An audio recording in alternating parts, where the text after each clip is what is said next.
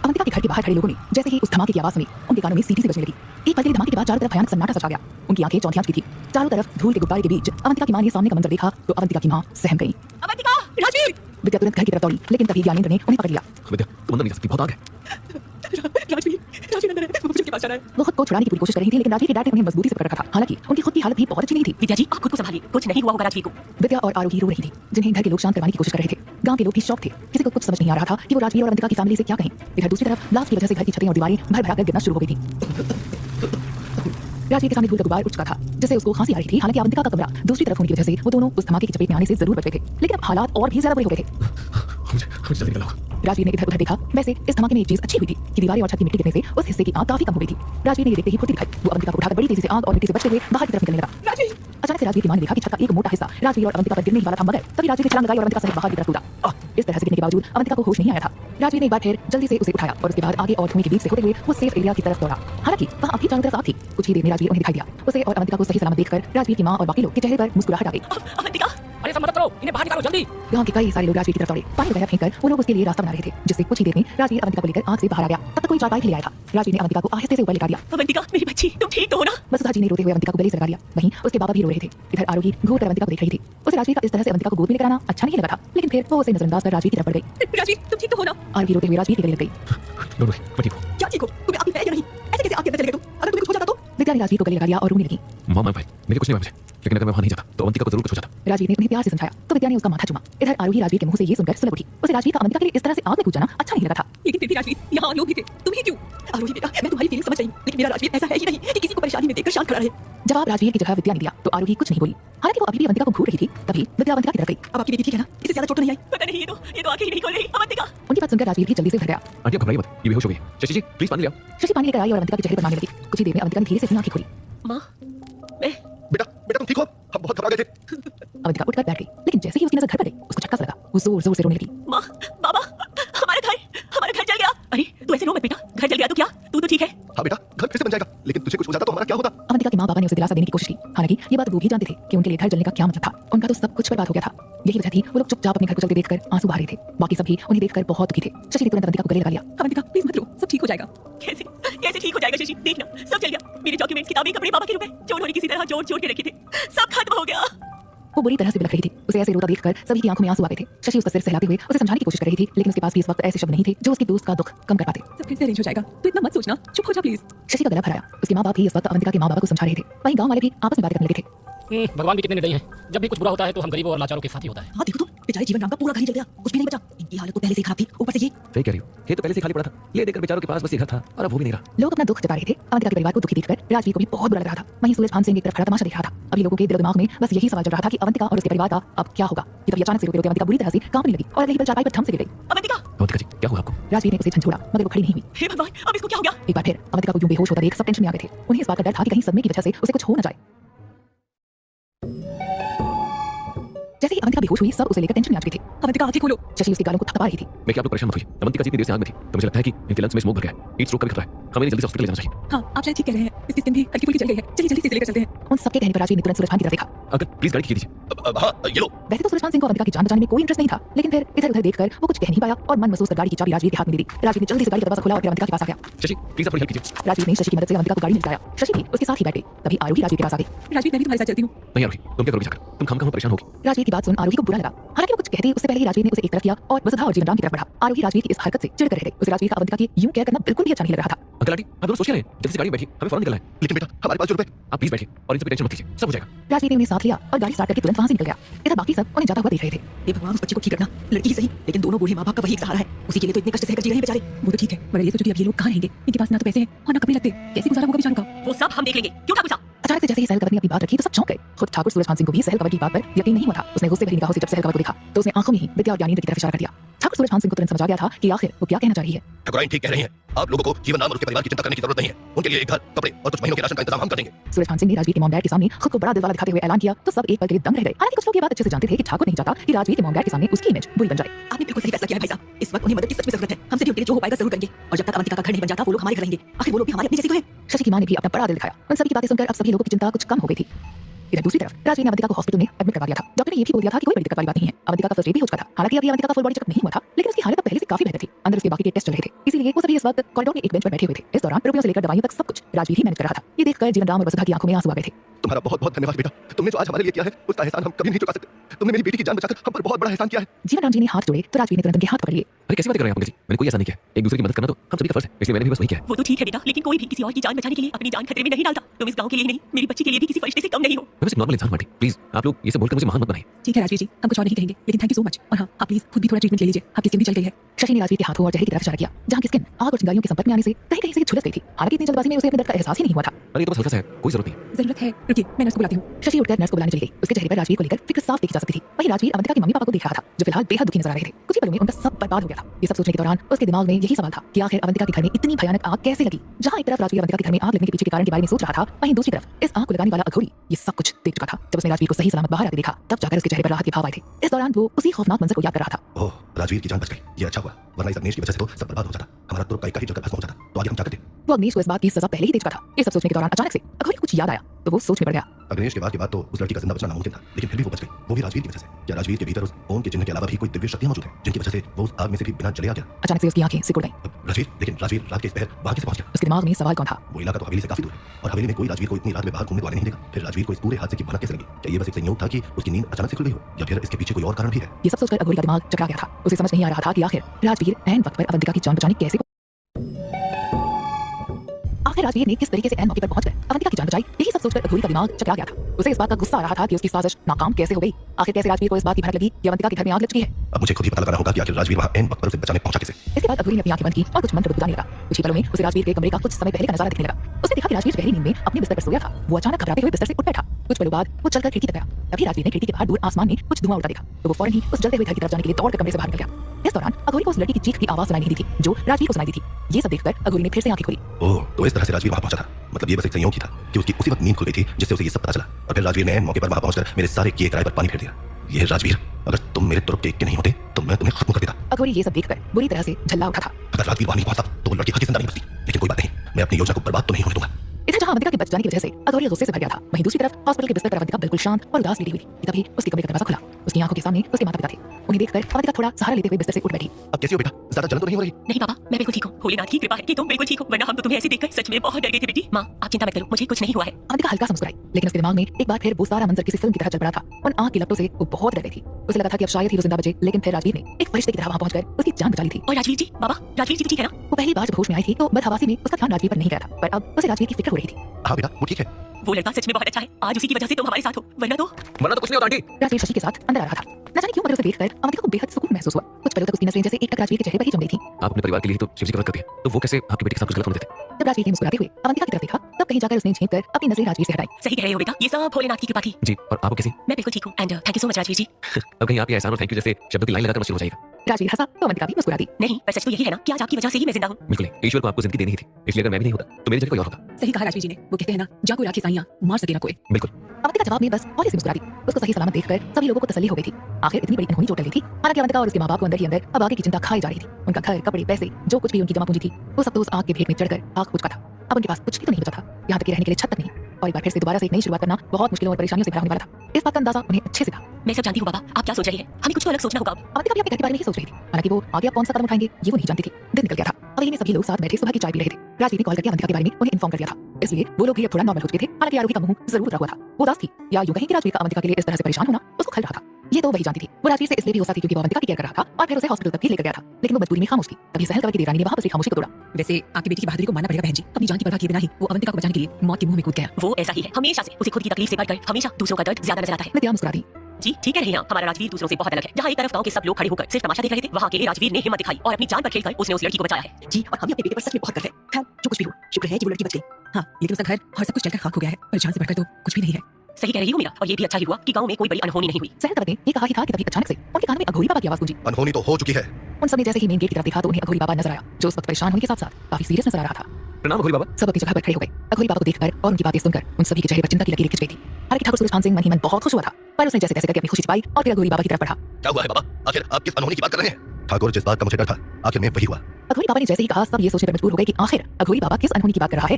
जहां एक तरफ ठाकुर सूरजभान सिंह खुश था तो वहीं दूसरी तरफ आरोही की हालत खराब थी। उसे इस बात का डर सता रहा था कि कहीं कोई अनहोनी तो नहीं हो गई है। अगर ऐसा हुआ है तो क्या उन दोनों की सगाई नहीं हो सकेगी। अघोरी बाबा की बात सुनकर वहां मरघट सी शांति छा गई। एक पल के लिए तो उनमें से किसी को भी समझ नहीं आ रहा था कि आखिर वो अघोरी बाबा से क्या बोले। आप किस अनहोनी की बात कर रहे हैं अघोरी बाबा? मैं कुछ समझी नहीं। ठाकुराइन, मैंने पहले ही कहा था कि गांव में कोई भी अनहोनी हुई तो फिर राजवीर और आरोही की सगाई नहीं हो पाएगी। पर ऐसा तो कुछ नहीं हुआ है। फिर अचानक से आरोही की आंखें भर आईं। मैंने कहा था सगाई से पहले कुछ भी अशुभ होगा तो सगाई में अड़चन पैदा होगी। कल रात को गांव में जिस तरह से भयंकर आग लगी, ये अनहोनी ही तो थी। अब जब ये अनहोनी हो ही गई है तो फिर ये सगाई भी नहीं हो सकती। आरोही ने जैसे ही अघोरी बाबा की बात सुनी उसका दिल थम सा गया। वहीं दूसरी तरफ वहां मौजूद लोग जहां पहले इस बात से खुश थे कि इस हादसे में किसी तरह की कोई अनहोनी नहीं घटी थी, वो भी अब अघोरी बाबा की बात सुनकर टेंशन में आ गए थे। लेकिन बाबा, हमारे गांव में किसी की भी मौत तो नहीं हुई थी, तो क्या आप ऐसा क्यों कह रहे हैं? ठाकुराइन, आग लगना भी एक अशुभ घटना है, इसलिए मेरी तो सलाह यही है कि अभी के लिए सगाई को टालना ही सही रहेगा। जी बाबा, जैसा आपको ठीक लगे। तभी ठाकुर ने अपनी बात रखी। भले ही उस वक्त उसकी आंखों में खड़ियाली आंसू थे, लेकिन अंदर ही अंदर वो बहुत खुश था। वहीं आरोही को लगा था कि ठाकुर इस मामले में अघोरी बाबा की बात नहीं मानेंगे, लेकिन अपने पापा के मुंह से ये बात सुनकर वो गुस्से से भरे। मैं आपसे कभी बात नहीं करूंगी पापा। आखिर ऐसे कैसे हमारी एंगेजमेंट पोस्टपोन हो सकती है? आरोही रोते हुए अपने कमरे की तरफ दौड़ी। आरोही, जरा रुको तो। सहल ने उसे रोकने की कोशिश की। इधर दूसरी तरफ राजवीर के मम्मी पापा को भी इस तरह से अचानक से सगाई पोस्टपोन होने से एक धक्का सा लगा था। राजवीर की मां विद्या को ये समझ नहीं आ रहा था कि जहां कुछ दिन पहले अचानक से सगाई करने का प्लान किया गया था, वहीं अब सगाई रोक दी गई थी। जहां बाहर ये सब सोचकर राजवीर की मां परेशान थी, वहीं आरोही अपने बिस्तर पर लेटी हुई रो रही थी। जब भी मेरी लाइफ में कुछ अच्छा होने लगता है तब कोई ना कोई प्रॉब्लम क्रिएट हो ही जाती है। हर बार मेरे ही साथ ऐसा क्यों होता है? आरोही रोते हुए शिकायत कर रही थी। तभी उसके कमरे में ठाकुर और उसकी मां आई। आरोही, मुझे तुमसे ये उम्मीद नहीं थी। इस तरह से भागकर आने का मतलब है तुमने अघोरी बाबा का अपमान किया है। यू नो, हम अघोरी बाबा की बात को कभी अनसुना नहीं करते। तुम्हारी पापा बिल्कुल ठीक कह रही है। तुम्हारी तरह ये खबर सुनकर हमें भी अच्छा नहीं लग रहा है। लेकिन बताओ हम क्या करें? वही तो सोचो, उनकी बात टालकर अगर हमने तुम्हारी सगाई कर भी दी तो क्या? फिर अगर कोई बड़ी अनहोनी हो गई तो बेटा हम तुम्हारे और राजवीर के फ्यूचर को लेकर कोई रिस्क भी तो नहीं ले सकते।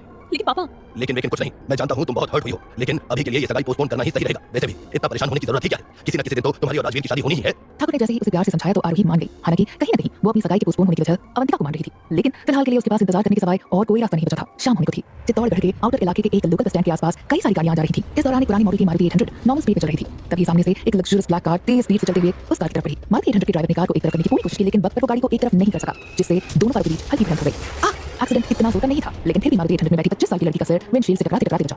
तेरी तो ये कौन बेवकूफ है? पापा ठीक है? अचानक से उस कार में बैठी हुई लड़की भड़क उठी। हाँ कीर्ति, मैं ठीक हूँ, बस गाड़ी को नुकसान न पहुंचाओ। वो दोनों आपस में बात कर रहे थे, तभी उस गाड़ी में से एक लड़का बाहर निकल कर आया। वो गुस्से में उनकी तरफ बढ़ा। ए बूढ़े साले, बाहर निकल। पापा, कीर्ति, तुम अंदर ही रहो, ये मुझे कुछ ठीक नहीं लग रहे हैं, मैं देखता हूँ। इतना कहकर कीर्ति के पापा जय सिंह बाहर निकला। दूसरी गाड़ी में भी बैठे तीनों लड़के बाहर निकल चुके थे। जय सिंह उन्हें कुछ कहता उससे पहले एक लड़के ने आगे आकर उसकी कॉलर पकड़ ली। क्यों बे बूढ़े, जब गाड़ी चलानी नहीं आती तो इस खटारा को रोड पर लेकर निकलने की क्या जरूरत थी? तो बिना सनी किसे ये सब बातें बता रहा है? कहाँ इस उम्र में इसे घर बैठकर भजन कीर्तन करना चाहिए, और ये है कि अपनी खटारा गाड़ी लेकर निकल पड़ा। अरे निकला तो निकला, मेरी गाड़ी का कचरा किया उसका क्या?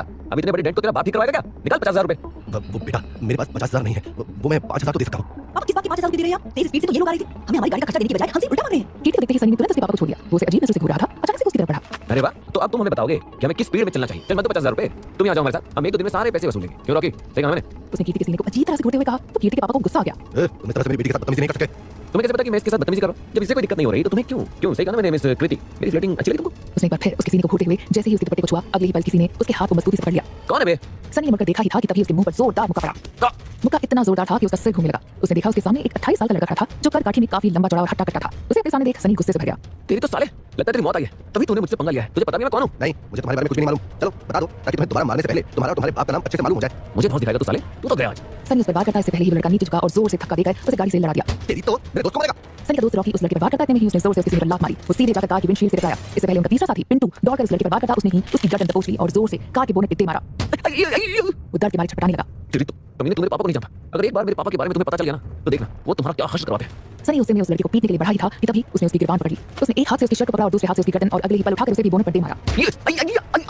क्या हुआ? इतना चीख क्यों है? बुला ना तेरे बाप को। खैर अभी नहीं आ सकते तो कोई बात नहीं, बाद में भेज देना। मेरा नाम और एड्रेस चाहिए, पार्थ राठौड़। और कहाँ मिलूंगा वो भी बताओ। सहारनपुर गाँव आ जाना, वहीं मिलूंगा तुम्हें। पार्थ ने जैसे ही उसके लात मारी वो तीनों वहां से गाड़ी लेकर रफू चक्कर हो गए। वहीं दूसरी तरफ कीर्ति और उसके पापा जयसिंह ने जब ये सुना कि पार्थ सहारनपुर जा रहा है तो उन्हें आश्चर्य हुआ। वो दोनों उसकी तरफ बढ़े। Thank you so much. अगर आज आप नहीं होते तो पता नहीं वो लोग हमारे साथ क्या करते। बेटा, अभी हमने सुना तुम सहारनपुर जा रहे हो। हम भी सहारनपुर के हैं, लेकिन पहले तो तुम्हें कभी सहारनपुर में नहीं देखा। हाँ, वो मैं पहली बार सहारनपुर जा रहा हूँ। पहली बार सहारनपुर जा रहे हो? आई मीन कोई खास वजह है? हाँ, मैं खास मकसद को पूरा करने के लिए सहारनपुर जा रहा हूँ। पार्थ ने जैसे ही कहा वो दोनों ये सोचने पर मजबूर हो गए कि आखिर पार्थ किस खास मकसद को पूरा करने के लिए सहारनपुर जा रहा है।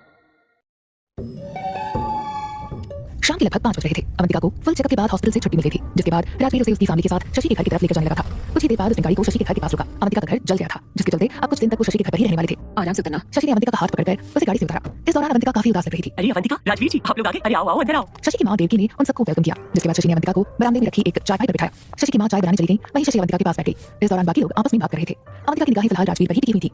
उसे यूं कंधियों से राजवीर को देखता पाकर शशि ने अचानक से उसे झिझोड़ा। लगता है इन निगाहों में काफी कुछ पक रहा है। कुछ भी बकवास करती है शशि, पागल हो गई है तू? पागल मैं नहीं, लग रहा है तू हो गई है। वह भी किसी के प्यार में। मुझे तो बड़ा बोलती थी तू, ठगी कहेंगी। और अब क्या देख रही हूँ मैं? जानती है ना, वो आरोही का होने वाला मंगेतर है। ऐसा कुछ नहीं है, उन्होंने हमारी जान बचाई थी तो बस इस वजह से मैं उन्हें देख रही थी। हाँ, तुम्हारे देखने का तरीका और वजह मुझे अच्छे से मालूम है, पर उम्मीद है तुम जल्दी समझ जाओगी। अच्छा बस कर। और नहीं तो वैसे दिल के अच्छे इंसान है तो किसी का भी उन पर दिल आ सकता है। और मेरा तो दिल ही क्या, गुर्दा फेफड़ा सब उस पर आ गया है। हाय, मेरा क्या होगा? मुझे तो उनके चेहरे पर नजर आ रहे हल्के बर्न स्कार्स में भी वो बहुत हैंडसम लग रहा है। पागल हो गई है तू? अब तू भी हो गई है तो इसका कोई शिकवा नहीं। इधर जहाँ शशि अवंतिका को राजवीर को लेकर छेड़ रही थी, वहीं दूसरी तरफ राजवीर अवंतिका के पापा की तरफ गया। अंकल जी वो एक्चुअली मुझे आपसे कुछ बात करनी है, क्या आप साइड में आएंगे? राजवीर के कहने पर वो खड़े होकर घर के आंगन में एक तरफ आ गए। हाँ बोलो बेटा। वो आपके साथ जो भी कुछ हुआ वो काफी अनफॉर्चुनेट था, ऊपर से घर का सारा सामान भी चल गया। नुकसान तो बहुत हुआ है पर कोई बात नहीं, धीरे धीरे समझ जाएंगे, जान बच गई वही काफी है। राजवीर ने कुछ पल सोचा और फिर अपनी जेब में से पैसों की एक गड्डी निकाली। देखिए मना मत कीजिएगा, ये 10,000 है, जरूरत का सामान खरीदने में काम आएंगे। अरे बेटा ये मैं आपसे ये नहीं ले सकता, पहले ही आपने हमारी जान बचाकर हम पर इतना बड़ा एहसान किया है, अब एक और एहसान अपने सर नहीं ले सकता मैं। अवंतिका के पापा ने जब पैसे लेने से इनकार किया तो राजवीर ने जबरदस्ती उनके हाथों में नोटों की वो गड्डी थमा दी। अंकल जी रख लीजिए, मैं आप पर कोई एहसान नहीं कर रहा हूँ, ऐसे समझ लीजिए कि मेरी तरफ से बस छोटी सी मदद है, आप इसे रखिए और आगे भी जरूरत पड़े तो मुझे बेझिझक बताइएगा। अवंतिका के पापा राजवीर से अब और कोई मदद नहीं लेना चाहते थे, लेकिन राजवीर के आगे उनकी एक नहीं चली। अच्छा आंटी अभी मैं चलता हूँ, काफी देर हो गई। राजवीर कहते हुए घर के दरवाजे की तरफ बढ़ ही रहा था कि तभी शशि ने आवाज दी, अरे आप चाय तो पीकर जाइए। नहीं वो मुझे देर हो रही है, आप जानते हैं ना काफी टाइम हो गया है। लेकिन बेटा चाय तो बन गई है, लो चाय पी लो फिर चले जाना। शशि की माँ देवकी ने उसके हाथ में चाय का कप थमाया, जिसके बाद वो बैठकर चाय पीने लगा। इस दौरान अवंतिका के पापा जीवनराम की आंखों में राजवीर को देखकर आंसू छलक रहे थे। आखिर इस जमाने में भला कौन मदद के लिए अपना हाथ आगे बढ़ाता है? वहीं दूसरी तरफ अवंतिका को भी इस बात का एहसास हो गया था कि राजवीर ने जरूर उनकी मदद करी है। उसके मन में राजवीर के लिए अब इज्जत और भी बढ़ चुकी थी। इधर कुछ देर बाद कीर्ति और उसके पापा जयसिंह पाठ के साथ सहारनपुर के मेन बस स्टैंड पर पहुंचे। कुछ ही देर बाद जयसिंह ने गाड़ी रोकी। बेटा आपको कहाँ जाना है? मुझे लक्ष्मी नारायण राठौड़ के यहाँ जाना है, आप उनका घर जानते हो ना? पाठ ने जैसे ही उन्हें ये बताया तुरंत उसे लक्ष्मी नारायण के घर की तरफ लेकर चल पड़े। वैसे आप जिनके घर जाने को बोल रही है उनका घर हमसे ज्यादा दूर नहीं है, क्या आप उनके रिश्तेदार हैं? पहले तो आपको यहाँ कभी नहीं देखा। कीर्ति ने एक बार फिर पूछा, लेकिन पाठ ने उसके सवाल का जवाब नहीं दिया। कुछ ही देर में उन्होंने पाठ को लक्ष्मी नारायण चौहान के घर के आगे ड्रॉप कर दिया था। ये घर है उनका जी, शुक्रिया। पाठ ने इतना कहा और फिर घर की तरफ चला गया। वहीं उसका ऐसा बढ़ता जयसिंह और कीर्ति को थोड़ा हैरान कर रहा था। ये लड़का किस्मत से आया होगा यहाँ पर, आज से पहले तो इस नाम का जिक्र तक नहीं सुना लक्ष्मी नारायण जी के मुंह से, जबकि वो तो मेरे खास दोस्त है। अब चले। कीर्ति के पुकारने पर जयसिंह का ध्यान टूटा, जिसके बाद उन्होंने गाड़ी को अपनी घर की तरफ बढ़ा लिया। हालांकि इस दौरान उनके मन में ये सवाल जरूर कौन रहा था कि आखिर पाठ सहारनपुर क्यों आया है। इधर ठाकुर रूफ गार्डन में कुर्सी पर बैठा हुआ था और अकेला चाय पी रहा था। वो इस बात को लेकर बहुत खुश था कि आरोही की सगाई पोस्टपोन करने की उसकी साजिश कामयाब हो गई है। इस वक्त वो आगे के प्लान के बारे में सोच रहा था कि तभी उसका फोन बजा। उसने स्क्रीन पर फ्लैश हो रहे नंबर को देखा तो उसे पता चला ये नंबर उसके फॉर्म मैनेजर यश का है। हेलो यश। हेलो ठाकुर साहब, बहुत बड़ी प्रॉब्लम हो गई। अब कैसी प्रॉब्लम हो गई है? ठाकुर साहब वो आप तो जानते हैं कि वो मुंबई से एक नया नारकोटिक्स डिपार्टमेंट वाला ऑफिसर कार्तिक देशमुख है। हाँ तो मैंने तुम्हें उससे बात करने के लिए बोला था ना, तो क्या रिजल्ट निकला? ठाकुर साहब मैंने उससे बात करने की कोशिश की लेकिन क्या तुम जानते हो ना, अभी राजवीर और उसकी फैमिली यहाँ आई हुई है। ऐसे में अगर उन्हें ये पता चल गया कि हम लोग अपने खेतों से अफीम की तस्करी करवाते हैं और इलीगल काम करते हैं तो दिक्कत हो जाएगी। इसलिए तो मैंने आपको कॉल किया ठाकुर साहब। आपको पता है उस ऑफिसर ने मुझे आपको एक्सपोज करने की धमकी दी। उसने कहा कि वो टीम बनाएगा और फिर हमारे खेतों का इंस्पेक्शन करेगा, उसकी रिपोर्ट बनाकर फिर मीडिया में पब्लिश करवाएगा। इसलिए मैं काफी डर गया हूं। यश ने जैसे ही ये बात कही ठाकुर गुस्से में तमतमा उठा। इसकी तो साले उस ऑफिसर की ये औकात कि वो मेरे खेतों का इंस्पेक्शन कराएगा। मैंने उसके जैसे न जाने कितने ही ऑफिसर्स का मुंह अपने पैसों से ठोस कर बंद किया है। लेकिन ठाकुर साहब वो तो अलग है, लग रहा है बहुत ईमानदार है। कोई अलग अलग नहीं है, सब एक ही थाली के चट्टे बट्टे होते हैं। तुम बस मेरी उससे मीटिंग की तैयारी करो, मैं देखता हूँ उसका मुंह कैसे बंद करना है। साले के मुंह पर जब पैसे मारूंगा तो अपने आप लाइन पर आ जाएगा। लेकिन ठाकुर साहब कहीं आपको एक कदम हम पर भारी न पड़ जाए, कहीं उसने घूस देने के आरोप में आपको अंदर कर दिया तो। तुम मुझे मत डराओ, मैंने बहुत देखे हैं ऐसे ऑफिसर। तुम बस उस ऑफिसर से बोलो कि मैं बात करना चाहता हूँ उससे। ठीक है ठाकुर साहब मैं बात करता हूं उससे। ये कहते हुए उसने कॉल कट कर दी। इस दौरान ठाकुर सूरजभान सिंह ने नारकोटिक्स ऑफिसर को पैसे देकर मुंह बंद करवाने का ठान लिया था, लेकिन यश को इस बात का डर सता रहा था कि कहीं ठाकुर का ये फैसला उस पर ही भारी न पड़ जाए। अवंतिका को शशि के घर में छोड़ने के बाद राजवीर वापस हवेली में पहुंचा। उसे गाड़ी रोककर एक पल के लिए इधर उधर देखा तो सामने का नजारा देखकर उसे काफी बुरा लग रहा था। जहां कुछ दिनों पहले हवेली में राजवीर और आरोही की एंगेजमेंट की तैयारियां जोरों शोरों से हो रही थी, वहीं अब टेंट वगैरह वापस हटाए जा रहे थे। इस दौरान सारी डेकोरेशन भी हटा दी गई थी और हवेली में काम करने आए लोगों को हवेली का मैनेजर पैसे देकर वापस भेज रहा था। ये सब देखकर राजवीर का चेहरा उतर गया। कितनी अजीब बात है, मैं और आरोही एंगेजमेंट को लेकर कितने एक्साइटेड थे और अब हवेली में मातम सा छा गया है। राजवीर ज्यादा देर तक वहां खड़े होकर ये सब नहीं देख सका। आरोही ने एंगेजमेंट के पोस्टपोन होने की खबर उसे फोन पर ही दे दी थी। उसने बड़ी मुश्किल से आरोही को तब चुप करवाया था, लेकिन वो जानता था इस तरह से एंगेजमेंट के पोस्टपोन हो जाने के चलते वो कितनी ज्यादा हर्ट हुई थी। वो यही सब सोचते हुए अपने मॉम डैड के कमरे में गया। उसे उदास देखकर उसकी मां उसके पास पहुंची। क्या हुआ बेटा, तुम्हारा चेहरा क्यों उतरा हुआ है? वो ऐसी mom you know Aarohi engagement को लेकर कितनी ज्यादा एक्साइटेड थी, आज टेंट्स को हटता हुआ देखकर बहुत बुरा लग रहा है। आई नो, और ये सब देख के मैंने और तुम्हारी मॉम ने डिसीजन लिया है। कैसा डिसीजन पापा? यही कि अब हम यहाँ से चलेंगे। वैसे भी अब तुम दोनों की एंगेजमेंट तो होने से रही, तो अभी यहाँ रुकने का मतलब ही क्या है? हम दोनों कुछ दिन तुम्हारे साथ क्वालिटी टाइम स्पेंड करना चाहते हैं। राजवीर की मां ने जैसे ही राजवीर से ये कहा वो ये सोचकर मजबूर हो गया कि आखिर वो यहाँ से चला गया तो फिर वो लोग गलती को कैसे रोकेंगे।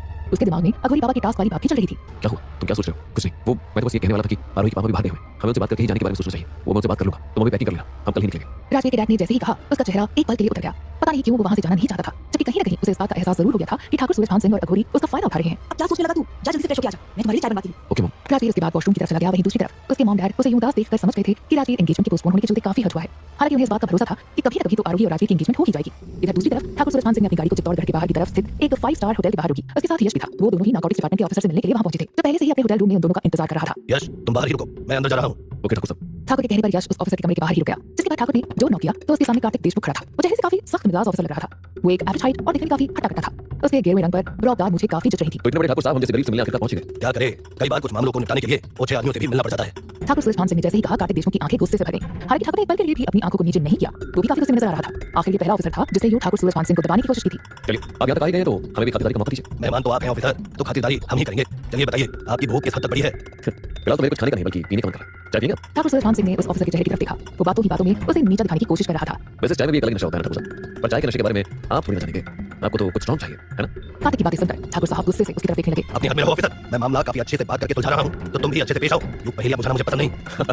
अरे मैं तो डर गया, चाय पीते वक्त। ऑफिसर की बातों से ठाकुर इतना तो समझ गया था कि वो सच में टेढ़ी खीर है। उसे मनाना इतना आसान नहीं रहने वाला था। इस बीच एक लड़का चाय लेकर आया। ऐसा लग रहा था जैसे वो ऑफिसर जानबूझकर ठाकुर को वहां बिठा कर रखना चाहता हो। वो आराम से चाय पी रहा था और मुस्कुराते हुए ठाकुर की तरफ देख रहा था। अगर आपने चाय पी ली हो तो मुद्दे की बात कराते हैं ऑफिसर। आपके पास फालतू टाइम होगा लेकिन मेरे पास नहीं है। अब तक वो ऑफिसर काफी प्यार से बात कर रहा था, लेकिन ठाकुर की बात सुनकर उसने तुरंत अपनी चाय नीचे रख दी और फिर एक फाइल निकालकर उनके सामने रख दी। अगर आप मुद्दे की बात करना ही चाहते हैं तो ठीक है, मुद्दे पर आते हैं। ये क्या है ठाकुर साहब? मैंने कल ही आपके बारे में पढ़ा, अभी तक तो आपके खेतों का इंस्पेक्शन भी नहीं किया मैंने। फिर भी मुझे पता चला कि आप अपने खेतों में अफीम उगा रहे हैं। उसने जैसे ही फाइल को ठाकुर के आगे किया, ठाकुर ने उस फाइल को अनदेखा कर दिया। आखिर वो अपने काले कारनामों के बारे में अच्छे से जानता था। मैंने इसके लिए गवर्नमेंट से लाइसेंस लिया है। हमारे खेतों में उगाई जाने वाली अफीम का यूज मेडिसिन बनाने के लिए होता है और हर एक चीज का ब्यौरा गवर्नमेंट के पास जाता है। मैं भी अंदर नहीं ठाकुर साहब, मुझे भी दिख रहा है कि लाइसेंस लिया गया है, लेकिन जितना अमाउंट गवर्नमेंट के द्वारा तय की गई थी आप उससे एक्स्ट्रा अफीम खेती कर रहे हैं। ऊपर से उसे इलीगल तरीके से सब जगह सप्लाई किया जाता है। आखिर मैंने सुना है बहुत डिमांड है आपकी अफीम की। मैंने अपना पक्ष रख दिया है। अफीम का इस्तेमाल गवर्नमेंट करती है, मैं बस उन्हें रॉ मटेरियल उपलब्ध करवाता हूँ। बिल्कुल नहीं, आपके अफीम से ड्रग्स बनाए जाते हैं। सिर्फ राजस्थान में नहीं, आप बॉर्डर पार भी से स्मगल कर रहे हैं। नशे की लत लगवाकर आप युवा पीढ़ी के भविष्य के साथ खिलवाड़ कर रहे हैं। गुस्से में कार्तिक पूरी तरह ठाकुर पर भड़क गया था। ये सब इल्जाम बेबुनियाद है और आज तक किसी की भी इतनी हिम्मत नहीं हुई जो मुझ पर उंगली उठा सके। अब तक हिम्मत नहीं हुई होगी, लेकिन अब मेरी होगी। आपके सफेद कपड़े पर लगे दाग मुझे अच्छी तरह से दिखाई दे रहे हैं ठाकुर साहब। अगर दिखाई दे रहे हैं तो उन्हें साफ करने का काम भी तुम ही करोगे ऑफिसर। ठाकुर की बात सुन कार्तिक हैरान रह गया। तो कुछ समझता इतने में ही ठाकुर ने ताली बजाई। कुछ ही देर में यश एक सूटकेस के साथ अंदर आया। ठाकुर ने सूटकेस खोलकर कार्तिक के सामने रख दिया। वो सूटकेस पैसों से भरा हुआ था। पूरे 10 लाख हैं। आई थिंक इतने काफी होंगे मेरे कपड़ों के दाग धोने के लिए। क्या और चाहिए ऑफिसर? तो आप एक नारकोटिक्स डिपार्टमेंट ऑफिसर को घूस देने की कोशिश कर रहे हैं। मैंने कब कहा कि मैं आपको घूस दे रहा हूँ? ये तो मेरी तरफ से बस एक छोटा सा गिफ्ट है मेरे साथ दोस्ती करने का। अगर आप दोस्ती का हाथ बढ़ाते हैं तो ऐसे गिफ्ट आगे भी मिलते रहेंगे ऑफिसर। बाकी तुम्हारी मर्जी। ऑफिसर के इतने कड़क होने के बावजूद ठाकुर पूरी हिम्मत से उसके सामने पैसों से भरा सूटकेस खोले बैठा था। ठाकुर के इस कदम को देखकर यश भी काफी ज्यादा घबरा गया था। वो भी यही सोच रहा था कि क्या कार्तिक रिश्वत एक्सेप्ट कर लेगा या फिर ठाकुर को उसके किए की सजा मिलेगी। कार्तिक के सामने 10 लाख रुपयों से भरा सूटकेस पड़ा था। यश और ठाकुर दोनों कार्तिक के चेहरे को गौर से देख रहे थे, लेकिन उसके चेहरे से कुछ पता नहीं चल रहा था कि आखिर उसका अगला कदम क्या होने वाला है। कभी अचानक ही कार्तिक के चेहरे पर एक स्माइल आ गई। अरे ठाकुर साहब, इसे आपने पहले क्यों नहीं किया? पहले ही भेज देते तो खामखा इतना स्यापा नहीं होता। ऑफिसर कार्तिक का बदला हुआ रूप देखकर एक पल के लिए तो यश क्या ठाकुर को भी यकीन नहीं हुआ, लेकिन अब जब वो दोस्ती का हाथ बढ़ाना चाहता था तो ठाकुर कहां पीछे रहने वाला था। अगर कोई चीज चाहिए हो तो मुंह से बोलना पड़ता है कार्तिक जी। गूंगे की भाषा कोई नहीं समझता। आप मुझे शर्मिंदा करें ठाकुर साहब। आप मेरे बड़े आदमी और मैं एक मामूली सा ऑफिसर। मैं आपके सामने ऐसी बातें करने के बारे में सोच भी नहीं सकता था। कोई बात नहीं, लेकिन मुझे अच्छे से पता है कि किस ऑफिसर की क्या औकात है। जी ठाकुर साहब, अगर आपको तो इंसान की परख होगी, इतना कारोबार ऐसे थोड़ी चल पाता है। कार्तिक पहले जहां ठाकुर को कुछ भी बोल रहा था वहीं अब उसके सुर ही बदल गए थे। उसकी बातों से चापलूसी की बू आ रही थी। हाँ वो तो है। वैसे मानना पड़ेगा, क्या खूब परख की है आपने मेरी। मतलब आपने तो दिल खुश कर दिया। कार्तिक सूटकेस से नोटों की गड्डी को उठाकर उन्हें गिनने लगा, जिस पर ठाकुर ने उसे टोक दिया। गिनने की क्या जरूरत है? तुम तो बस इसे मेरा एक तोहफा समझकर खर्च करो, आगे और भी मिलता रहेगा। क्या सच में इतने मेहमान होंगे? मुझे लगा नहीं था। अभी मैं सोचूं जिस भी ऑफिसर की चित्तौड़गढ़ में ड्यूटी होती है, भला उसने घर महल सरीखे क्यों थे? इसके पीछे आप जैसे लैंडलॉर्ड का ही तो हाथ हो सकता है। कार्तिक की आंखें चमक चुकी थी। बिल्कुल, अब हर महीने तुम्हें ऐसे ही तोहफे मिलते रहेंगे, लेकिन अब ये पूरी तरह से भूल जाना कि हमारे बीच कोई बातचीत भी हुई है। ठाकुर सूरजभान सिंह की बात पर कार्तिक के चेहरे पर बनावटी ना समझी वाले भाव आ गए। कौन सी बातचीत ठाकुर साहब? मैं तो यहाँ पर आया नहीं था। आप क्या करते हैं? हीरोइन बनाते हैं या फिर कुछ और? मुझे कुछ पता ही नहीं है। कार्तिक ने जिस तरह से कहा वो देखकर ठाकुर मुस्कुरा दिया। वहीं कार्तिक के चेहरे पर भी स्माइल थी। उसने सूटकेस को अपने दोनों हाथों में पकड़ा और वहां से निकल गया। इधर यश को हैरानी हो रही थी कि आखिर कार्तिक जैसा दिखने वाला एक ईमानदार ऑफिसर कैसे ठाकुर साहब के इशारों पर नाच रहा था। ठाकुर ने भी अकड़कर यश की तरफ देखा। जो यश, मैंने कहा था ना ये मान जाएगा। तुम खामखा डर रहे थे। हाँ ठाकुर साहब, लेकिन मेरी तो धड़कन ही कंट्रोल नहीं हो रही थी कि कहीं इस साला के खिलाफ कोई एक्शन ना ले। तुम बिना कितना डरते हो? जब तक मैं हूँ तब तक तुम्हें डरने की जरूरत नहीं है। ठाकुर साहब, आपको कैसे पता चला कि 10 लाख रुपए मान जाएगा? ये जो ऑफिसर होते हैं ना, ये कुत्तों की तरह होते हैं। कुछ गली के कुत्तों की तरह जो 1-2 रोटी से मान जाते हैं, और कुछ हाइब्रिड कुत्तों की तरह जिन्हें मांस देना पड़ता है। ठाकुर साहब, मतलब ये कार्तिक एक हाइब्रिड कुत्ता था? ऐसा ही कुछ समझ लो, तभी तो इसे 10 लाख रुपयों की बोटियां खिलानी पड़ी और अब ये बस हमारे लिए ही भौंकेगा। वो दोनों बात कर ही रहे थे तभी ठाकुर के फोन पर एक कॉल आया। ठाकुर ने तुरंत कॉल उठाया और उस पर बात करने लगा। क्या? क्यों? अच्छा ठीक है, मैं आ रहा हूँ। ठाकुर ने परेशान होते हुए फोन रख दिया। उसके चेहरे से ही यश को लग गया था कि कुछ तो बड़ी प्रॉब्लम आई है। साला, एक परेशानी खत्म होती नहीं कि दूसरी पहले आ जाती है। पता नहीं ये मुसीबतें कब पीछा छोड़ेंगी। क्यों? आप क्या हुआ ठाकुर साहब? समझ में नहीं आ रहा है क्या करूँ। एक बड़ी प्रॉब्लम हो गई है। जो भी है आप मुझे बताइए। अरे तुम्हारी बात का नहीं है यश। दरअसल वो राजवीर है ना। जी, क्या हुआ राजवीर को? उसे हुआ कुछ नहीं, बस वो वापस आ रहा है। मतलब? अभी राजवीर का कॉल आया था। बोल रहा था कि उसके मम्मी पापा कह रहे हैं उसे उनके साथ लखनऊ जाना पड़ेगा। ये सुनकर यश भी परेशान हो गया। वो भी जानता था कि राजवीर की उन्हें जरूरत थी। उसका वहां से जाना एक अच्छी खबर नहीं थी। अगर राजवीर चला गया तो हम फिर उस लड़के का सामना कैसे करेंगे ठाकुर साहब? वही तो दिक्कत है यश। उसके माँ बाप की वजह से मैं उसे मना भी नहीं कर सकता। अगर वो जा रहा है तो हमें कुछ और सोचना होगा। क्या? यही मैं सोच रहा हूँ। लगता है मुझे जाकर अघोरी बाबा से बात करनी होगी। अब अघोरी बाबा बताएंगे कि आगे क्या करना है। ठाकुर अघोरी से मिलने का मन बनाकर तुरंत वहां से निकल गया। रात के करीब 12 बज रहे थे। काल भैरव मंदिर के आसपास सन्नाटा पसरा पड़ा था, जहां बाहर से कोई नजर नहीं आ रहा था। हालांकि कुछ देर पहले ही ठाकुर अघोरी से मिलने के लिए मंदिर के अंदर पहुंचा। अघोरी अपनी साधना में लीन था। यही वजह थी कि ठाकुर को कुछ देर के लिए इंतजार करना पड़ा। पता नहीं अब आगे क्या होगा। राजवीर को भी अभी लखनऊ जाना था। अगर वो कुछ दिन और रुक जाता तो कल की वाली प्रॉब्लम भी सॉल्व हो जाती। ठाकुर मन ही मन गुस्सा हो रहा था। करीब आधे घंटे बाद अघोरी की साधना खत्म हुई। ठाकुर ने अपने हाथ जोड़कर उसे प्रणाम किया और फिर उसके सामने पालथी मारकर बैठ गया। अघोरी बाबा, एक नई समस्या आ गई है। ऐसा कौन सा दिन है ठाकुर जब तुम्हारा सामना किसी समस्या से ना हुआ हो? तुम्हारी तो जिंदगी ही समस्या में है। सही कहा आपने अघोरी बाबा। अब आप भी कुछ बताइए। तुम अपनी समस्या तो बताओ अघोरी बाबा। राजवीर को उसके माँ बाप अपने साथ लखनऊ लेकर जा रहे हैं। अब पता नहीं वो कितने दिनों बाद वापस आएगा। ऐसे में मुझे समझ नहीं आ रहा है कि आखिर वो कैसे आरोही के साथ मिलकर आपके लिए नरमुंडों की व्यवस्था करेगा। ठाकुर ने परेशान होते हुए कहा तो अघोरी कुछ सोचने लगा। अब क्या होगा अघोरी बाबा? हम क्या करेंगे? राजवीर के बिना उस कल्कि से कैसे पीछा छूटेगा? कुछ कीजिए बाबा। ठाकुर बेचैन हो उठा था। वहीं अघोरी बाबा ने कुछ देर तक सोचा। कुछ देर बाद अचानक उसके चेहरे पर मुस्कुराहट आ गई। फिक्र मत करो, मेरे पास एक अच्छी योजना है। क्या योजना है आपके पास? तुम राजवीर को जाने दो। क्या? मगर हम उसे कैसे जाने दे सकते हैं बाबा? अगर वो चला गया तो फिर हमारा काम कैसे हो पाएगा? मैंने कहा ना, कोई दिक्कत नहीं आएगी। ये आप क्या कह रहे हैं? आखिर हमारा काम कैसे हो सकेगा? ठाकुर को समझ नहीं आ रहा था कि आखिर अघोरी बाबा राजवीर को भेजने के लिए कैसे मान गए। उनके पास आखिर कौन सी योजना थी जिससे इस बात से कोई फर्क नहीं पड़ेगा कि राजवीर यहाँ पर रुके या फिर नहीं। ठाकुर अघोरी से जानना चाहता था कि आखिर उसने क्या योजना बनाई है। वो इस बात से खुश नहीं लग रहे थे कि अघोरी बाबा उसे राजवीर को भेजने के लिए क्यों कह रहे थे। अघोरी बाबा, आखिर आपकी योजना क्या है? मैं यही चाहता हूँ कि तुम अभी राजवीर को उसके माँ बाप के साथ भेज दो। वो जाएगा तो उसके माँ बाप का कलेजा भी ठंडा हो जाएगा। 5-6 दिन की ही तो बात है। इसके बाद राजवीर को उन्हें दिल्ली तो पढ़ने के लिए भेजना ही होगा। फिर तुम राजवीर को फोन करके वापस बुला लेना। यहाँ आते ही मैं उसे कर्ण पिशाचिनी मंत्र दे दूंगा, जिसके बाद राजवीर आरोही को लेकर यहाँ से निकल जाएगा। इससे 2 फायदे होंगे। एक तो राजवीर की मम्मी पापा को लगेगा कि राजवीर सुरक्षित है, और दूसरा राजवीर को भी ये महसूस होगा कि उसके साथ हम किसी तरह की साजिश नहीं कर रहे हैं। जब अघोरी बाबा ने अपना प्लान बताया तो अचानक से ठाकुर को ऐसा महसूस हुआ जैसे उसके दिमाग की बत्ती चल रही हो। इतना तो वो भी सोच सकता था कि लेकिन न जाने क्यों उसका दिमाग काम करना बंद कर गया था। आपने सच में मेरी बहुत बड़ी परेशानी को खत्म कर दिया अघोरी बाबा। अब मैं चलता हूँ। इतना कहकर ठाकुर वहां से अपनी घर की तरफ चला गया। इस दौरान उसके चेहरे पर खुशी साफ लग रही थी। दिन निकल आया था। सहारनपुर गांव के मुखिया और जमींदार करतार सिंह गन चाय का लुत्फ उठा रहे थे। उस वक्त ठंड काफी थी। वो चाय पीने के दौरान अपने ही ख्यालों में खोए हुए थे, तभी दौड़ते हुए उनके पास एक पहलवान आया। जमींदार साहब, आपसे मिलने का लड़का है। लड़का? कौन सा लड़का? वही पार्थ राठौड़ नाम का लड़का है जो आपसे मिलना चाहता है। पार्थ राठौड़? मैंने ये नाम पहले कभी नहीं सुना। करतार सिंह जी की आंखें सिकुड़ गई। हमने उससे जानने की कोशिश की थी, मगर उसने अपने नाम के अलावा कुछ भी नहीं बताया। वो बोल रहा था कि अगर उसे कुछ बताना है तो वो बस आपको ही बताएगा। कौन है ये लड़का जो किसी को अपने बारे में बता भी नहीं रहा? ठीक है, जाओ और उसे मेरे पास भेजो। करतार सिंह जी पार्थ के बारे में सोचते हुए उसका इंतजार करने लगे। थोड़ी देर बाद ही पार्थ वहां पर आ गया। चौड़े सीने वाले और ऊंचे लंबे कद के पार्थ को देखकर कोई भी आकर्षित हो सकता था। हालांकि करतार सिंह के लिए ये सामान्य था, क्योंकि उनके पास इस तरह की कदकाठी वाले एक से बढ़कर एक पहलवान थे। वे उसे और ध्यान से देख पाते कि तभी पार्थ ने आगे बढ़कर उनके पैर छू लिए। अरे लड़के, ये तुम क्या कर रहे हो? कौन हो तुम? ऐसा किसी अनजाने लड़के का पैर छूना करतार सिंह को अजीब लगा, इसलिए वो हड़बड़ा गए थे। वहीं पार्थ के चेहरे पर हल्की सी मुस्कुराहट आ गई। क्या आपने मुझे पहचाना नहीं? मुझे लगा था आप बस मेरा चेहरा देखते ही मुझे पहचान लेंगे। उसने मुस्कुराते हुए कहा तो करतार सिंह उसके चेहरे को गौर से देखने लगे। पार्थ की बातों से साफ था करतार सिंह उसे पहले से जानते हैं, लेकिन उन्हें कोशिश करने पर भी कुछ याद नहीं आ रहा था। अब ये आंखें बूढ़ी हो चुकी है बेटा। अगर मैं तुमसे पहले मिल चुका हूँ तब भी मुझे कुछ याद नहीं है। तुम ही बताओ मुझे कि तुम कौन हो। कमाल है दादा, मैं सहारनपुर का हूँ फिर भी आप मुझे नहीं पहचान रहे हैं। दादा? हाँ, और नहीं तो चलिए मैं आपको कुछ दिखाता हूँ। ये कहते हुए पार्थ ने अपनी जेब से एक पुरानी फोटो निकाली और फिर उसे करतार सिंह को दिखाने लगा।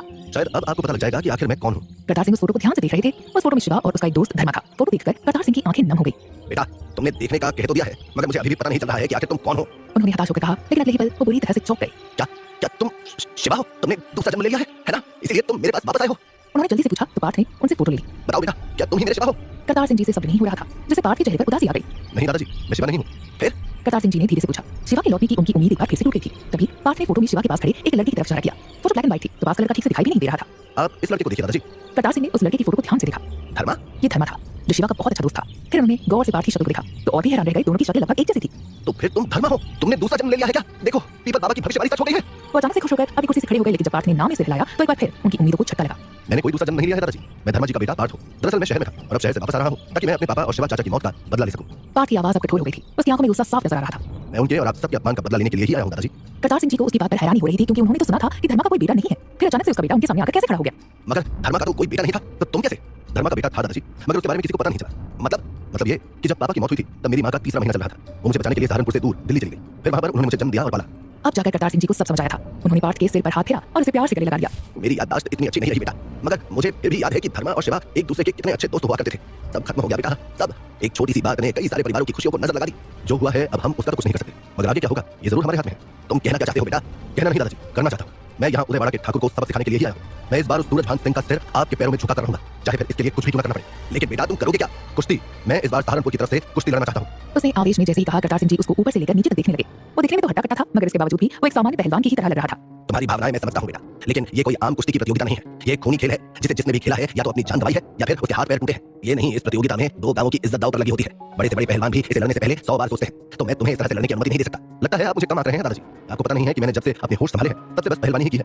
पहलवानी मेरे खून में है। आप मुझे एक बार जाने की इजाजत तो दीजिए, फिर देखना मैं आपको क्या करके दिखाता हूँ। करतार सिंह को समझ में नहीं आ रहा था कि वो उससे क्या बोले। बस कुश्ती प्रतियोगिता में भले ही पार्थ कुश्ती करना चाहता था, लेकिन ना जाने क्यों नहीं लग रहा था कि पार्थ उनकी उम्मीदों पर खरा उतर सकेगा या नहीं। वहीं दूसरी तरफ पार्थ को ये उम्मीद थी कि वो बस एक बार के लिए उसे कुश्ती लड़ने के लिए हामी भर दे। पार्थ के दिमाग में अब यही सवाल था कि आखिर क्या जमींदार करतार सिंह जी उसे बसंत पंचमी के दिन कुश्ती लड़ने के लिए इजाजत देंगे। ठीक है, अगर तुम्हें इस प्रतियोगिता में भाग लेना है तो पहले तुम्हें खुद को साबित करके दिखाना होगा। मगर कैसे? पार्थ करतार सिंह जी की बात समझने की कोशिश कर रहा था। बेटा, हमारे अखाड़े में एक पहलवान है जिसका नाम है शेरा। वो सबसे ताकतवर है। अगर तुम शेरा को हरा दोगे तो मैं मान लूंगा तुम ताकतवर हो, और ताकतवर ही नहीं उस कुश्ती प्रतियोगिता में लड़ने के लिए काबिल भी हो। अगर ऐसा है तो यही सही दादाजी, मैं उनसे मुकाबला करने के लिए तैयार हूँ। अभी चलिए। पार्थ ने मुस्कुराते हुए करतार सिंह जी का चैलेंज एक्सेप्ट कर लिया था। इस दौरान वो नहीं जानता था कि शेरा सहारनपुर का नहीं बल्कि आसपास के गांव में मौजूद सबसे ताकतवर पहलवानों में से एक है। वो पिछली बार भले ही रुद्र से हार गया था, लेकिन ये भी सच्चाई थी कि रुद्र से लड़ने से पहले वो 4 पहलवानों को पटकनी बेच चुका था। फिलहाल वो बसंत पंचमी के दिन उदयवाड़ा के पहलवानों को पटकनी देने के इरादे से रोज घंटों तैयारी कर रहा था। क्या हुआ सुखी? आना, खड़ा हो। इधर अखाड़े में मौजूद शेरा ने सुखी को इतनी जोर से फेंका था कि वो सीधे मुंह जमीन पर जाकर गिरा। भाई अब मेरी हिम्मत नहीं है आपके साथ प्रैक्टिस करने की। क्या हुआ? आओ ना। नहीं भाई, आप तजिंदर से लड़ो। तेजिंदर तुम आओ। ना भाई, मेरी तो कलाई दर्द कर रही है। अरे क्या हो तुम लोग तो औरतों की तरह मुंह छिपाते फिर रहे हो। आओ ना, लड़ो हमारे साथ। देखो भाई, अब हमें हिम्मत ना है। अगर आप ऐसे ही लड़ोगे तो बसंत पंचमी के दिन उदयवाड़ा के पहलवानों की खैर नहीं। सभी पहलवान शेरा की तारीफों के पुल बांध रहे थे। आखिर शेरा था भी तो इतना अच्छा। वो सब आपस में बात कर रहे थे, तभी वहां पार्थ के साथ करतार सिंह जी पहुंचे। शेरा जी काका। शेरा जमींदार करतार सिंह जी की तरफ बढ़ा। पार्थ ने उसे एक नजर भर देखा। उसके शरीर पर तेल लगा होने के कारण उसकी बॉडी चमक रही थी। उसकी फिजिक सच में कमाल की थी। पार्थ किसी भी एंगल से उसके जितना फिजिकली स्ट्रांग नहीं लग रहा था। क्या हुआ काका? आपने मुझे क्यों बुलाया? ओ इससे मिलो, ये धर्मा का बेटा पार्थ राठौड़ है, तुमसे कुश्ती लड़ना चाहता है। मैंने इसे चुनौती दी है कि अगर इसने तुम्हें हरा दिया तो इसे बसंत पंचमी के दिन उदयवाड़ा के पहलवानों के साथ लड़ने का मौका मिलेगा। क्या ये लड़ेगा मेरे साथ? भाई पहले खुद तो देख ले, मुझे लगता है अभी तुम्हें खुद पर काफी काम करना पड़ेगा। शेरा ने जैसे ही एक निगाह उस पर डालते हुए कहा, पार्थ की आंखों में गुस्सा भर गया। उसकी आप फिक्र ना करें, मैं अभी आपसे लड़ने के लिए तैयार हूँ। पार्थ की बात सुन वहां मौजूद हर कोई दंग रह गया। यहाँ तक कि जमींदार करतार सिंह जी भी। उन्हें यही लगा था कि शेरा से मुकाबला करने के लिए पार्थ टाइम मांगेगा, लेकिन वो तो उसी वक्त तैयार हो गया था जहां पार्थ शेरा से लड़ने के लिए बेचैन हो रखा था। वहीं दूसरी तरफ वहां मौजूद लोग यही सोच रहे थे कि क्या पार्थ वाकई बसंत पंचमी की प्रतियोगिता में हिस्सा लेने के लिए शेरा को हरा सकेगा। इसे शायद पता नहीं है कि शेरा यहाँ का सबसे ताकतवर पहलवान है। सही कह रहे हो भाई, मुझे तो बेचारे पर तरस आ रहा है कि हारने के बाद यहाँ से मुंह लटका कर जाएगा। ये तो इसे इतनी बड़ी चुनौती को स्वीकार करने से पहले ही सोचना चाहिए था। खैर, अब तो इसका हारना तय है। जहां सब आपस में बात कर रहे थे वहीं दूसरी तरफ पार्थ और शेरा दोनों खाड़े में थे। तभी करतार सिंह जी ने अपने हाथ से कुश्ती का खेल शुरू करने का इशारा किया। कुश्ती शुरू की जाए। जैसे आपकी इच्छा काका। शेरा ने हाथ जोड़कर करतार सिंह जी की तरफ प्रणाम किया और फिर पार्थ से हाथ मिलाया। तुम्हारे पास अभी मौका है, पार्थ सोच लो। अगर हार गए तो बहुत बेइज्जती होगी। उसकी फिक्र आप मत करो, आप बस अपनी पूरी ताकत से लड़ना। कहीं मुझे कमजोर समझने की भूल आप पर भारी न पड़ जाए। पार्थ ने जैसे ही कहा, अचानक से शेरा गुस्से से भर गया। तुम्हें नहीं लगता तुम कुछ ज्यादा घमंडी हो? आओ मैदान में। अगली बार शेरा ने पार्थ से हाथ मिलाया और फिर जोर से धक्का दिया। पार्थ एक पल के लिए लड़खड़ा गया। वो समझता इससे पहले कि शेरा ने पार्थ को कमर से पकड़ा और फिर अपने ऊपर से उठाते हुए पीछे की तरफ जोर से फेंका। लेकिन पार्थ हवा में ही गोता लगाकर सीधे खड़ा हो गया। शेरा शेरा शेरा सब जोर जोर से बोलते हुए शेरा का हौसला बढ़ाने लगे। इधर पार्थ ये देखकर गुस्से से भर गया। वो फुर्ती से शेरा की तरफ बढ़ा। उसने शेरा के पैर पकड़ने की कोशिश की, लेकिन शेरा उछल गया और इससे उसका दांव खाली चला गया। अभी तुम बच्चे हो। अगली पल शेरा ने एक बार फिर पार्थ की कमर पकड़ ली और जैसे ही उसकी पीठ पर जोर लगाया वो घुटनों के बल गिर गया। शेरा की ताकत याद या पार्थ की एक नहीं चल रही थी, लेकिन इतनी जल्दी वो भी हार नहीं मानना चाहता था। उसने एक पल के लिए करतार सिंह जी की तरफ देखा, जो फिलहाल शेरा को यूं लड़ता हुआ देखकर बेहद खुश थे। शेरा में अब ओवर कॉन्फिडेंस साफ झलकने लगा था, जिसका फायदा पार्थ उठाना चाहता था। मगर वो उस तक पहुंचता इससे पहले शेरा ने इस बार उसे सामने से पकड़ा और अपनी पीठ पर उसे उठाकर सीधे जमीन पर दे मारा। डर के मारे वो करहा उठा। तुम्हारी हार मान लेने नहीं भलाई है। शेरा मुस्कुराते हुए उसकी तरफ बढ़ा ही था कि तभी पार्थ फुर्ती से वापस खड़ा हुआ। उसने अगले ही पल शेरा को कमर से पकड़ा और उसे पूरी ताकत से उठाते हुए धम से नीचे पटका। इस बार जैसे ही पार्थ ने शेरा को पटका तो सब दंग रह गए। अगले ही पल शेरा गुस्से से भड़का था। वो दोनों अब अपनी पूरी ताकत के साथ एक दूसरे से लड़ रहे थे। शेरा पार्थ पर एक बार फिर भारी पड़ रहा था। तुम्हें एहसास होगा बच्चे कि तुम्हारा मुझसे लड़ने का फैसला कितना गलत था। शेरा ने पार्थ की कमर को पकड़ा और उसे अपने ऊपर से उठाकर एक बार फिर जोर से जमीन पर दे मारा, लेकिन पार्थ भी दांव में कच्चा नहीं था। उसने अपने दोनों हाथों से कंधों को जमीन पर टिकने से बचा रखा था। शेरा अभी तक ये लड़का चित नहीं हुआ है, पूरी ताकत लगा। सुखी ने जैसे ही कहा, शेरा वापस जोर से बचा। इससे पहले पार्थ खुद को संभालता, शेरा उसके ऊपर आ चुका था। उसने पार्थ को कसकर अपनी बाहों में जकड़ लिया। अब उसकी बेशुमार ताकत के आगे पार्थ की एक नहीं चल रही थी। उसने पार्थ को चित करने के लिए अपनी पूरी ताकत झोंकी। वहीं दूसरी तरफ पार्थ अपने सिर की मदद से अपने दोनों कंधों को जमीन पर टिकने से बचा रहा था। अगले ही पल शेरा ने पूरी ताकत लगाई और फिर सब लोगों को अंदाजा ही नहीं बल्कि पूरा यकीन था कि हारेगा तो पार्थ ही। जैसे ही सबको लगा कि बस अब शेरा की जीत के साथ ही ये खेल खत्म होने को है कि तभी पार्थ ने पूरी ताकत से पलटी मारी। शेरा का दांव खाली चला गया, जिससे उसे झटका सा लगा। उस समय पता नहीं पार्थ ने उसे कमर से पकड़ लिया। अगले ही पल उसे भारी भरकम शेरा को पूरी ताकत से उठाया और अपने शरीर के ऊपर से उठाकर सीधे जमीन पर कंधों के बल जोर से पटका। पार्थ ने ये सब इतनी फुर्ती से किया था कि किसी को कुछ सोचने या समझने का वक्त ही नहीं मिला था। वहां कुछ पल के लिए सन्नाटा सा छा गया। शेरा के दोनों कंधे जमीन को छू चुके थे, वो चित हो गया था। इधर पार्थ को शेरा को हराता देख सभी लोगों के साथ करतार सिंह भी हैरत से अपनी कुर्सी से उठ खड़े हुए थे। इसी के साथ लोगों को हूटिंग और एक्साइटमेंट से चिल्लाने की आवाज अचानक वहां गूंज उठी। करतार सिंह जी भी पार्थ से काफी इंप्रेस हो चुके थे। वो तुरंत पार्थ की तरफ बढ़े।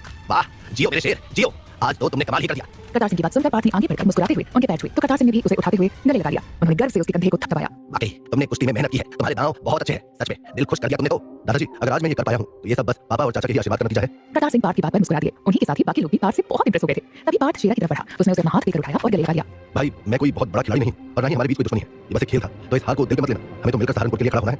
तुम सही कह रहे हो पार्थ, हम सब मिलकर उस उदयवाड़ा के ठाकुर का घमंड तोड़ेंगे। तभी सुखी ने पार्थ को गले से लगाया। शेरा के चेहरे पर भी पार्थ के जीतने की खुशी थी, न कि खुद के हारने का गम। बिल्कुल, सच में बहुत अच्छा खेल खेला तुमने और दुश्मनी जैसा हमारे बीच क्यों कुछ होगा, बल्कि तुम तो अब से मेरे लिए छोटे भाई जैसे हो। शेरा ने ये कहते हुए एक बार फिर पार्थ को गले से लगाया। ये सब देखकर करतार सिंह जी की आंखें नम हो गई। ओए मेरे पोते के तिलक के लिए थाली लेकर आओ, अब तो अच्छे से स्वागत होगा इसका। बिल्कुल जमींदार काका।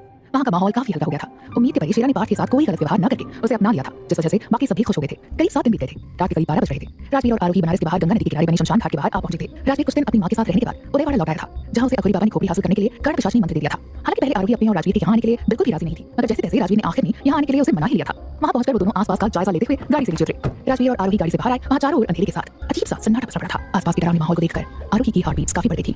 यहाँ तो कितना अजीब माहौल है राजवीर, मुझे तो डर लग रहा है। आरू इतनी जल्दी जाओगी, तुम आगे कैसे बढ़ेंगे? चलो अभी मेरे साथ आगे चलो। राजवीर उसका हाथ पकड़कर आगे बढ़ा। कुछ ही दूर पर एक छोटे सूखे पेड़ पर एक उल्लू बैठा था, जिसकी लाल चमकदार आंखें इस हल्की रोशनी में काफी डरावनी लग रही थी। ये डर रखने वाला नजारा देखकर आरोही ने राजवीर के हाथ को कसकर पकड़ लिया। ये कितना भयानक है राजवीर, हमें यहाँ आना ही नहीं चाहिए था।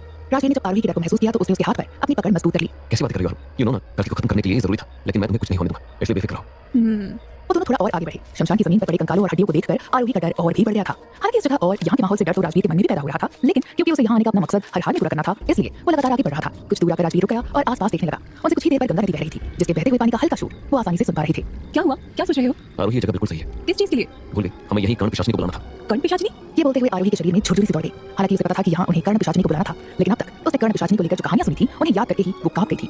क्या उसे बुलाना जरूरी है? ऑफ कोर्स जरूरी है, एक वही है जो हमारी मदद करेगी। मैं ध्यान लगाकर कर्ण पिशाचिनी मंत्र पढ़ रहा हूँ, तुम थोड़ी दूर खड़ी हो जाओ। आरोही ने सिर हिलाया और डरती हुई एक तरफ चुपचाप खड़ी हो गई। उसका गला सूखने लगा था, लेकिन ये सब फेस करने के अलावा उसके पास कोई और चारा नहीं था। राजवीर वहीं शमशान की जमीन पर बैठ गया। उसने अपनी आंखें मूंद कर धीमे से मंत्र बोलना शुरू किया। इस दौरान उसकी हार्ट बीट्स काफी बढ़ चुकी थी, लेकिन वो अघोरी बाबा के बताए अनुसार पूरे ध्यान से मंत्र बोल रहा था। वहीं राजवीर को ये सब करता हुआ देखकर अचानक से महसूस हुआ जैसे उसके आसपास कुछ है। राजवीर को बुलाने वाली थी, लेकिन फिर उसने खुद को रोक लिया क्योंकि उसे डिस्टर्ब करना सही नहीं था। तो खौफ से अपना खूब रखते हुए बड़ी मुश्किल से वहां खड़ी रह पा रही थी कि एकाएक उसे ऐसा महसूस हुआ जैसे कोई उसके पीछे से बड़ी तेजी से गुजरा हो। आरोही खौफ से बुरी तरह सहम उठी। आखिर में उसने डरते हुए कनखियों से चारों ओर देखा। वो चुप नहीं रह पाई। राजवीर प्लीज जल्दी करो। एक तरफ जहां आरोही बुरी तरह घबराते हुए इधर उधर देख रही थी, वहीं राजवीर का ध्यान मंत्र बोलने पर था। तभी राजवीर को अपने कानों में अजीब सी फुसफुसाहट सुनाई दी। उसे तुरंत पता चल गया कि कर्ण पिशाचिनी आ गई है। उसने उससे उस खोपड़ी की जगह पूछी तो कर्ण पिशाचिनी ने उसे पूरी बात बता दी, जिसके कुछ देर बाद राजवीर ने अपनी आंखें खोली। आरोही! राजवीर ने जैसे ही आरोही को पुकारा, पहले से डरी हुई आरोही अचानक अपना नाम सुनकर बुरी तरह से घबरा गई। हाँ, आरोही दौड़कर उसकी तरफ गई। क्या हुआ? कुछ पता चला? हाँ, कर्ण पिशाच ने उस खोपड़ी का पता बता दिया है। बता दिया? तो फिर कहाँ है वो खोपड़ी?